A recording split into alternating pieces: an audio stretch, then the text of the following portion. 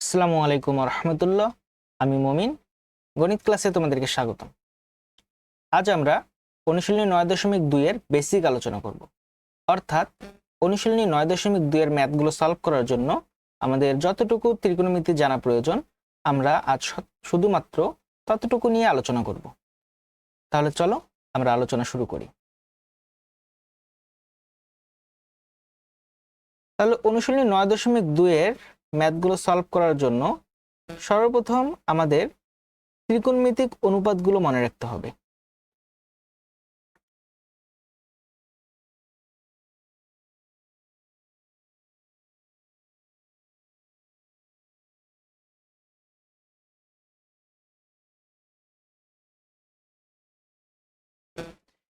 যেমন sine theta equal 1/কোসেক theta, cos theta equal 1/সেক থিটা, ট্যান থিটা ইকুয়াল 1/কট থিটা। আবার কোসেক থিটা ইকুয়াল 1/সাইন থিটা, সেক থিটা ইকুয়াল 1/কস থিটা, কট থিটা ইকুয়াল 1/ট্যান থিটা। অর্থাৎ সাইন থিটার বিপরীত ভগ্নাংশ হচ্ছে কোসেক থিটা, কস থিটার বিপরীত ভগ্নাংশ হচ্ছে সেক থিটা, ট্যান থিটার বিপরীত ভগ্নাংশ হচ্ছে কট থিটা। ঠিক একইভাবে কোসেক থিটার বিপরীত ভগ্নাংশ সাইন থিটা, সেক থিটার বিপরীত ভগ্নাংশ কস থিটা, কট থিটার বিপরীত ভগ্নাংশ ট্যান থিটা। এছাড়া ট্যান থিটা সমান আমরা লিখতে পারি sine theta by cos theta. আবার কট থিটা সমান আমরা লিখতে পারি cos theta by sine theta. এছাড়াও আমাদের ত্রিকোণমিতিক অভেদগুলো মনে রাখতে হবে।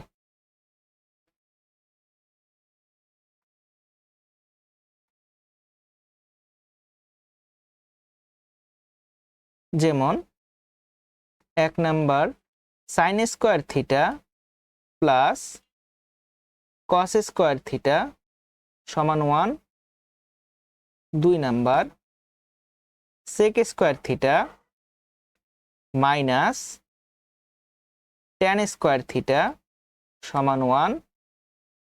3 number cosec square theta minus cot square theta সমান 1। এরপর আমাদের কোণের নির্দিষ্ট মানগুলো মনে রাখতে হবে।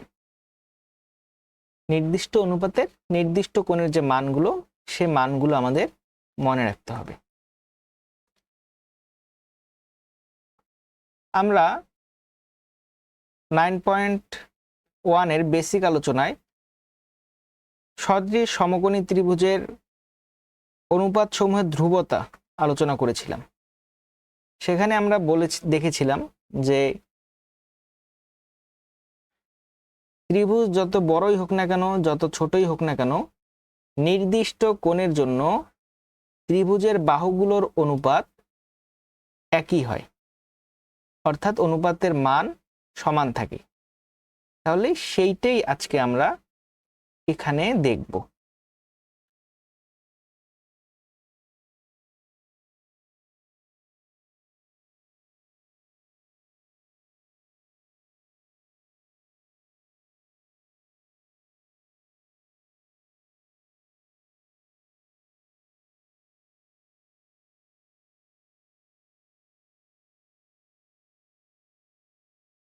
আমাদের প্রধান অনুপাত হচ্ছে 3টি, অর্থাৎ সাইন অনুপাত, কস অনুপাত,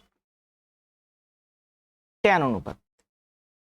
এর মধ্যে আমরা সাইন অনুপাতের মান যদি মনে রাখি তাহলে খুব সহজেই আমরা যে কোনো ত্রিকোণমিতিক অনুপাতের মান নির্ণয় করতে পারি। কিভাবে সেটি এখন তোমাকে বুঝাই দেব। তো তোমার মনে রাখতে হবে সাইন 0 ডিগ্রির মান 0, 30 ডিগ্রির মান হাফ, 45 ডিগ্রির মান 1/√2, 60 ডিগ্রির মান √3/2, 90 ডিগ্রির মান 1। তাহলে সাইনের মানগুলো আমি যেভাবে লিখছি তার বিপরীতভাবে কসের মানগুলো লিখলেই কিন্তু কসের মানগুলো হয়ে যায়। অর্থাৎ 90 ডিগ্রিতে আমি লিখছি কত 1, তাহলে সাইন 0 ডিগ্রিতে এখন আমি লিখব 1। 60 ডিগ্রিতে লিখছি আমি √3/2, তাহলে 30 ডিগ্রিতে লিখব √3/2। 45 ডিগ্রিতে লিখছি 1/√2, তাহলে 45 ডিগ্রিতে হবে 1/√2। 30 ডিগ্রিতে লিখছি হাফ, তাহলে 60 ডিগ্রিতে হবে হাফ, এবং 0 ডিগ্রিতে 0, তাহলে 90 ডিগ্রিতে হবে 0। অর্থাৎ সাইনের যে মানগুলো আছে এই মানগুলোকে রিভার্সে লিখলে আমরা কসের মানগুলো পেয়ে যাই।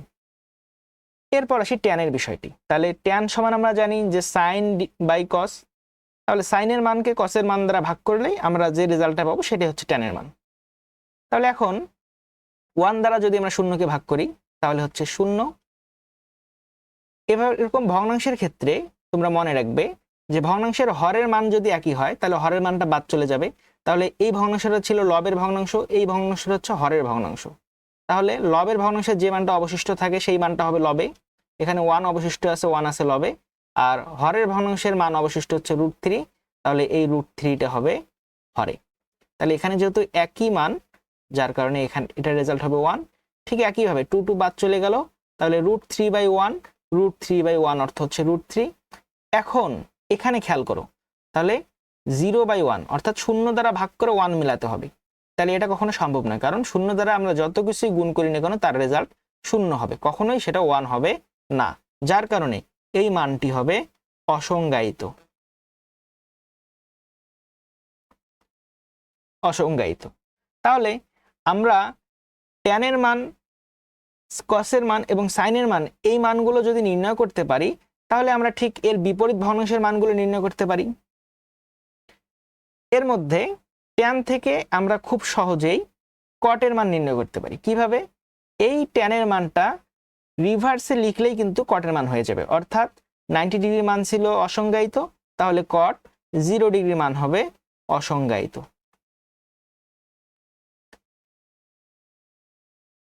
60 ডিগ্রির মান ছিল √3, তাহলে 30 ডিগ্রির মান হবে √3।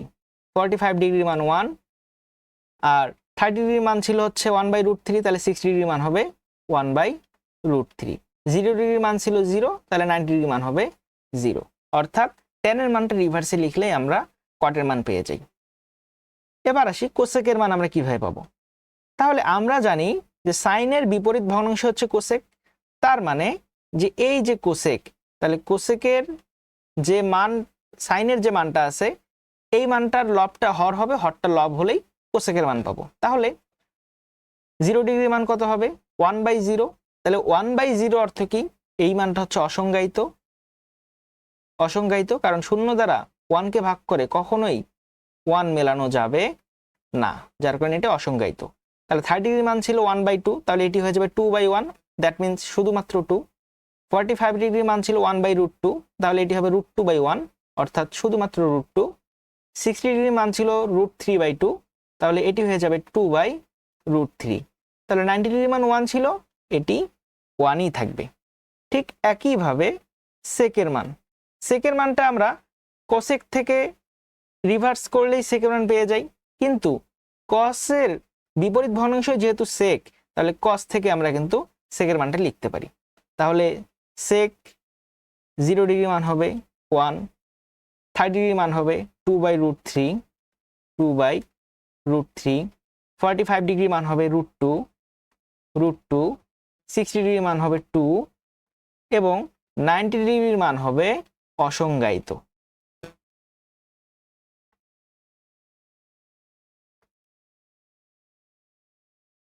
তাহলে বোঝা গেল যে কিভাবে আমরা খুব সহজেই একটি মান থেকে সকল ত্রিকোণমিতিক অনুপাতের এই মানগুলো মনে রাখতে পারি।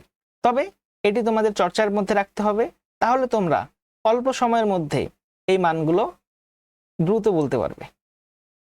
ঠিক আছে, তো এর জন্য তোমাদের চর্চা করতে হবে এবং বন্ধুদের সাথে একটু প্র্যাকটিস করতে হবে। অর্থাৎ তুমি একজনকে জিজ্ঞাসা করলা যে বল দেখি যে সাইন 60 ডিগ্রি মান কত, ও বলে দিল, অনেক সময় তো ভুল বলবে, তো তুমি তখন তাকে ঠিকটা বলে দিবে। তো এভাবে তাহলে তোমাদের প্র্যাকটিস করতে হবে মানগুলো একজন আরেকজনের সাথে, এভাবে প্র্যাকটিস করলেই তোমরা খুব দ্রুত এই একটা মান থেকেই এই সব মান বলতে পারবে, কোনো ক্যালকুলেটরের প্রয়োজন হবে না।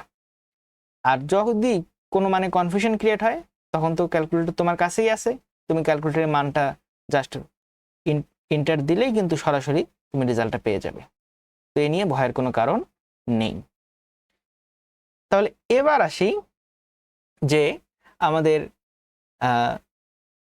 এই যে কোণের মানগুলো, এই মানগুলো আমরা কিভাবে ইউজ করব, তাই না?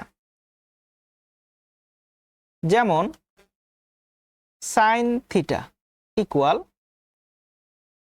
হাফ। তাহলে বলো দেখি যে সাইন কত ডিগ্রি মান হাফ? তাহলে সাইন 30 ডিগ্রি মান হচ্ছে হাফ। তাহলে সাইন থিটা ইকুয়াল যদি হাফ থাকে তাহলে হাফের পরিবর্তে আমরা লিখতে পারি সাইন 30 ডিগ্রি। এখন যে বিষয়টা আমি তোমাকে বোঝাতে যাচ্ছিলাম সেটি হচ্ছে যে সাইন এটা হচ্ছে আমাদের অনুপাত, তাহলে এই অনুপাত উভয় পক্ষে সমান। তাহলে অনুপাত যদি একই হয় তাহলে এখানে আমাদের থিটার মানটা আমরা জানি না বাম পক্ষে, কিন্তু ডান পক্ষে থিটার মানটা জানি আমরা 30 ডিগ্রি। অনুপাত যদি একই হয় এবং তাদের মানটা যদি সমান হয়,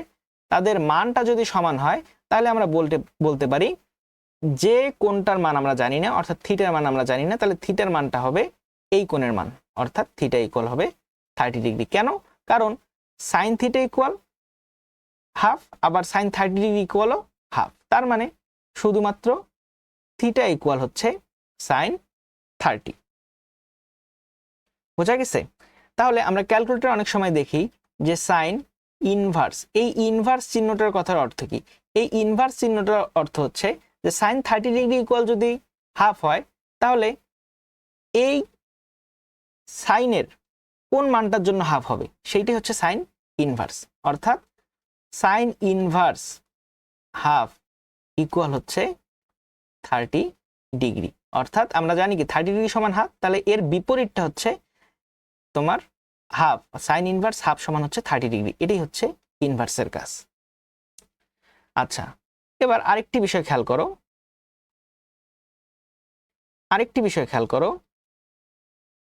সেটি হচ্ছে যে আমরা বীজগণিতে কিভাবে জানি যে এ বি হোল স্কোয়ার সমান কি হয়? এ স্কোয়ার বি স্কোয়ার, তাই না? কিন্তু সাইন অর্থাৎ ত্রিকোণমিতির ক্ষেত্রে যদি আমরা একটা সাইন অনুপাত থেকে দেখি, যেমন হচ্ছে সাইন মনে করো যে 45 ডিগ্রি, তাহলে সাইন 45 ডিগ্রি এটার উপর যদি আমরা হোল স্কোয়ার দেই তাহলে কি হবে? তাহলে কি সাইন স্কোয়ার 45 হোল স্কোয়ার এরকম হবে? সাইন স্কোয়ার 45 স্কোয়ার এরকম হবে না, এরকম হবে না। এখানে হবে সাইন স্কোয়ার 45 ডিগ্রি। কারণ ত্রিকোণমিতিতে এই যে কোণ, সূক্ষ্মকোণের মান পরিবর্তন হয়ে গেলে পুরো অনুপাতের মানটি চেঞ্জ হয়ে যায়। তাহলে এখানে সাইন 45 ডিগ্রি হোল স্কোয়ার অর্থ হচ্ছে সাইন 45 ডিগ্রির জন্য এর লম্ব বাই অতিভুজের যে মানটা, সেই মানের অনুপাতের এ স্কোয়ার হচ্ছে সাইন 45 ডিগ্রি হোল স্কোয়ার। তাহলে এটাকে লেখা যায় সাইন স্কোয়ার 45 ডিগ্রি। তাহলে 45 ডিগ্রির উপর স্কোয়ার হবে না, এখানে সাইন 45 একটি জিনিস। তাহলে এবার আমরা হিসাব যদি করি তাহলে সাইন স্কোয়ার 45 ডিগ্রি, তাহলে 45 ডিগ্রির মান হচ্ছে 1/√2। তাহলে 1/√2 স্কোয়ার সমান কি? হাফ। ঠিক আছে, একইভাবে যদি আমি বলি যে tan 60 ডিগ্রি হোল কিউব সমান কি হবে? তাহলে tan 60 ডিগ্রির মানটা আমি কিভাবে নির্ণয় করব? আমি জানি যে সাইন 60 ডিগ্রির মান হচ্ছে √3/2। তাহলে √3/2 বাই হচ্ছে কি হাফ, অর্থাৎ শুধুমাত্র √3। তাহলে √3 হোল কিউব সমান 3√3। যারা এই হিসাবটা বুঝো নাই তাদের জন্য আমি রাফটা দেখাচ্ছি। সেটি হচ্ছে যে √3 হোল কিউব, এটির অর্থ হচ্ছে √3 ইন্টু √3 ইন্টু √3। তাহলে √3 গুণ করলে কত হবে? 3, তার সাথে হচ্ছে 3, অর্থাৎ 3√3। তাহলে আশা করি তোমরা এতটুকু আলোচনা সবাই বুঝতে পারছো। তাহলে চলো, এই অনুশীলনের ম্যাথ সলভ করার জন্য আমাদের আরেকটি বিষয় জানা জরুরি, সেটি হচ্ছে যোজন বিয়োজন। যোজন বিয়োজন যোজন বিয়োজন করার জন্য আমাদের একটি সমীকরণ প্রয়োজন এবং সমীকরণের মধ্যে ভগ্নাংশ আকারে থাকা প্রয়োজন। যেমন আমরা বাম পক্ষের ভগ্নাংশের লবকে লব 1 এবং হরকে হর 1 হিসেবে চিহ্নিত করলাম। ডান পক্ষের ভগ্নাংশের লবকে আমরা লব 2 এবং হরকে আমরা হর 2 হিসেবে চিহ্নিত করলাম। তাহলে যোজন বিয়োজনের নিয়ম হচ্ছে লব যোগ হর। তাহলে সামনে যেহেতু যোজন কথাটা আছে, যার কারণে লব যোগ হর, এখানে লবের মানের সাথে হরের মানটা যোগ হবে, ডিভাইডেড বাই লব বিয়োগ হর। তাহলে লবের মানের সাথে হরের মানটা বিয়োগ হবে। ঠিক একইভাবে ডান পক্ষের ভগ্নাংশের জন্য লবের মানের সাথে হরের মানটা যোগ করতে হবে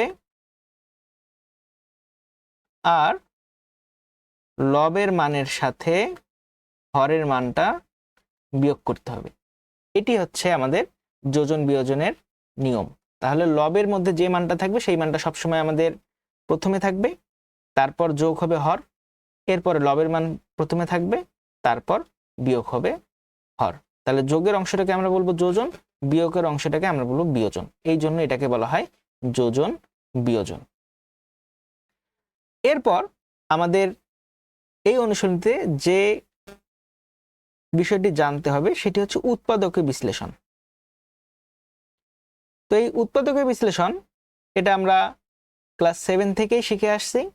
আশা করি নবম দশম শ্রেণীর কোনো শিক্ষার্থীরই এই উৎপাদকের বিশ্লেষণে সমস্যা হবে না, কারণ আমরা নবম শ্রেণীতেও হচ্ছে 3.3 অনুশীলনীতে উৎপাদকের বিশ্লেষণ শিখেছি।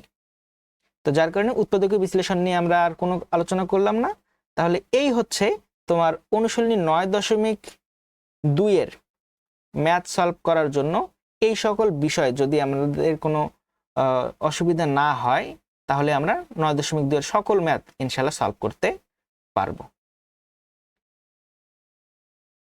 তাহলে আমি ধরে নিব যে তোমাদের 9.2 এর বেসিক আর কারো কোনো ঘাটতি নেই। তাহলে আমরা পরবর্তী ক্লাসে অনুশীলনী 9.2 এর যে ম্যাথগুলো আছে সেগুলো ধারাবাহিকভাবে সলভ করবো ইনশাল্লাহ। তবে এখানে ধারাবাহিকভাবে বলতে অনুশীলনী 9.1 যেভাবে আমরা সিরিয়ালি সলভ করছি, এখানে ঠিক এরকম হবে না। এখানে আমরা টাইপ ধরে ধরে ধারাবাহিকভাবে সলভ করব, ঠিক আছে? অর্থাৎ একই টাইপের 1 থেকে 2টো সলভ করে আমরা পরবর্তী টাইপে চলে যাব, ঠিক আছে? তাহলে তোমাদের আজকের আলোচনা এ পর্যন্তই। দেখা হবে আবার পরবর্তী ক্লাসে। ততক্ষণ পর্যন্ত সবাই ভালো থাকো, সুস্থ থাকো। আল্লাহ হাফেজ।